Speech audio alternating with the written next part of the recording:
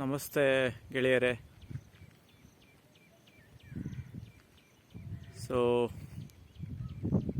ಈ ನಿಮ್ಮ ಮುಂಭಾಗದಲ್ಲಿ ಕಾಣ್ತಿರುವಂಥ ಅದ್ಭುತ ಬತೇರಿಗಳು, ಅಕ್ಕಪಕ್ಕದಲ್ಲಿ ಕಾಣುವಂಥ ಈ ಜೋಡು ಬತೇರಿಗಳು ಇತಿಹಾಸ ಪುಟಗಳಲ್ಲಿ ಏನೆಲ್ಲ ಒಂದು ಚರಿತ್ರೆಗಳನ್ನು ಹೇಳಿದಂಥ ಕುರುಹುಗಳು ಈ ಬತೇರಿಗಳು. ಪಾಳ್ಯಗಾರರು ಅಂದರೆ ಚಿತ್ರದುರ್ಗ ಅಂದರೆ ಪಾಳ್ಯಗಾರರು ಅನ್ನೋ ಒಂದು ಹೆಗ್ಗಳಿಕೆಯನ್ನು ಇತಿಹಾಸ ಪುಟಗಳಲ್ಲಿ ಬಿಟ್ಟೋದಂಥ ಆ ಪಾಳ್ಯಗಾರರ ಕಲ್ಲಿನ ಕೋಟೆಯ ಒಂದು ಬಾಗಿಲ ಪಕ್ಕದಲ್ಲಿ ಸಿಗುವಂಥ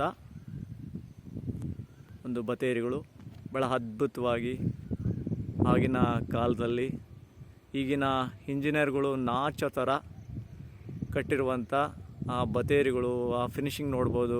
ಅವ್ರ ಕಲ್ಲಿನ ಒಂದು ಕುಂದಿಸಿರುವಂಥ ಲಾಕಿಂಗ್ ಆಗಿರ್ಬೋದು, ಮೇಲ್ಭಾಗದಲ್ಲಿ ಕಾಣುವಂಥ ಆಗಿನ ಕಾಲದ ದೇಸಿ ಗಾರೆ ಆಗಿರ್ಬೋದು, ಅದೆಲ್ಲವೂ ಸಹ ಚಿತ್ರದುರ್ಗದ ಕಲ್ಲಿನ ಕೋಟೆಯ ಹತ್ತಿರದಲ್ಲೇ ಹೊರಭಾಗದ ಅಂದರೆ ಕಲ್ಲಿನ ಕೋಟೆಯ ಹೊರಸುತ್ತು ಅಂದರೆ 7 ಸುತ್ತಿನ ಕೋಟೆ ಅಂತ ಕರಿತೀವಿ. ಆ 7 ಸುತ್ತಿನ ಕೋಟೆಯ 1ನೇ ಸುತ್ತಿನ ಕೋಟೆಯ ಹೆಬ್ಬಾಗಿಲುಗಳಲ್ಲಿ ಇದು ಒಂದು ಸಹ ಕತ್ರಿ ಬಾಗಿಲು ಅಂತಲೇ ಕರೀತಾರೆ.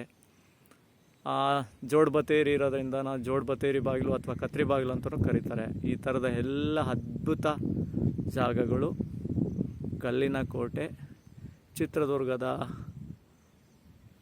ಒಂದು ಕೋಟೆಯ ಅಕ್ಕಪಕ್ಕದಲ್ಲಿ ಸಿಗುವಂಥ ಅದ್ಭುತ